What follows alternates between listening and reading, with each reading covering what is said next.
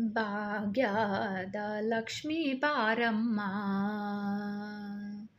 ಭಾಗ್ಯದ ಲಕ್ಷ್ಮೀ ಬಾರಮ್ಮ, ನಮ್ಮಮ್ಮನಿ ಸೌಭಾಗ್ಯದ ಲಕ್ಷ್ಮೀ ಬಾರಮ್ಮ, ನಮ್ಮಮ್ಮನಿ ಸೌಭಾಗ್ಯದ ಲಕ್ಷ್ಮೀ ಬಾರಮ್ಮ.